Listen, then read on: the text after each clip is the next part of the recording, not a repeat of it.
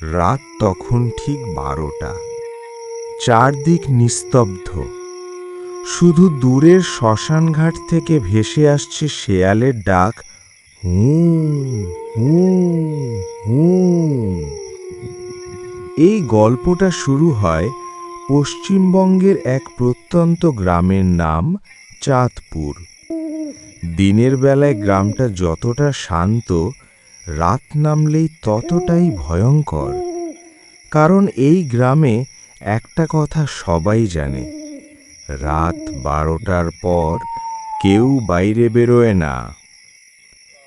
রাহুল শহর থেকে গ্রামে এসেছে দাদুর বাড়িতে। গ্রামের এসব ভয়ের গল্পে সে বিশ্বাস করে না। এক রাতে দাদু বললেন, বাবা, শ্মশান পথের রাস্তা দিয়ে কখনো যেও না, ওখানে নরপিশাচ থাকে।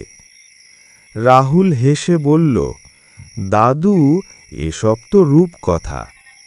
দাদু শুধু দীর্ঘশ্বাস ফেললেন, বললেন, যে দেখেছে সে আর কখনো ফিরেনি। সেই রাতেই দাদুর সাথে বাজি ধরে রাহুল বেরিয়ে পড়ে। হাতঘড়িতে তখন 11:55।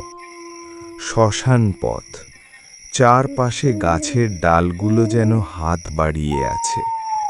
হাওয়া বইছে না, অথচ পাতাগুলো কাঁপছে। হঠাৎ চপ চপ চপ কাদা পাড়ানোর শব্দ। রাহুল থমকে দাঁড়ায়। পেছনে তাকাতেই কিছু নেই, কিন্তু সামনে একটা লম্বা ছায়া। ছায়াটা ধীরে ধীরে এগিয়ে আসে। চাঁদের আলোয় দেখা যায় মানুষের মতো শরীর, কিন্তু মুখটা আধা গলিত।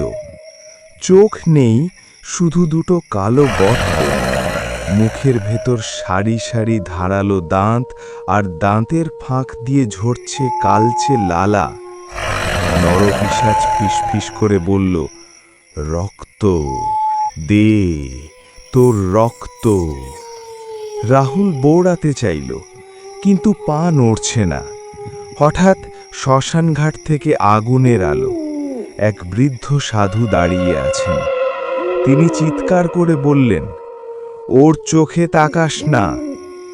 সাধু জানালেন, এই নরপিশাচ একসময় মানুষ ছিল। তন্ত্র সাধন করতে গিয়ে নরখাদক হয়ে যায়। মৃত্যুর পর তার আত্মা আটকে আছে শ্মশানে। সে শুধু এক জিনিস চায়, মানুষের রক্ত। নরপিশাচ হঠাৎ ঝাঁপিয়ে পড়ল সাধুর ওপর। এক মুহূর্তে সব অন্ধকার। শোনা গেল হাড় ভাঙার শব্দ, রক্ত ছিটকে পড়ার শব্দ। রাহুল অজ্ঞান হয়ে পড়ে গেল।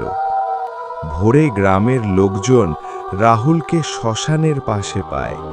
তার শরীরে আঁচড়ের দাগ, কিন্তু সাধুর কোনো চিহ্ন নেই। শুধু মাটিতে লেখা, আর একটা বাকি। সেই রাতের পর থেকে চাঁদপুর গ্রামে প্রতি অমাবস্যায় একজন করে নিখোঁজ হয়। আর শ্মশান পথে হাঁটলে আজও শোনা যায় ফিসফিস শব্দ, রক্ত দে, তোর রক্ত। এই গল্প কি শুধু গল্প, নাকি বাস্তব? আজ রাত 12টায় যদি তুমি একা থাকো আর হঠাৎ পেছন থেকে কেউ ডাক দেয়, ফিরে তাকাবে তো?